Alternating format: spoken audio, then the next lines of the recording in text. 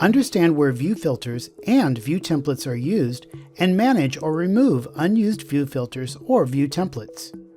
It's important to understand how many view filters are in your Revit project and where they are used, so you can remove any that are identical.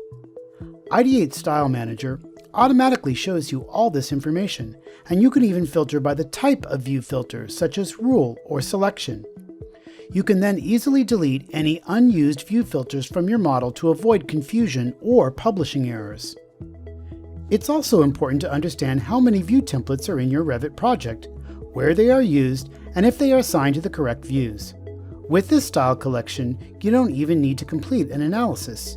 You can simply filter by the specific type of view template to reduce the list to only the selected type.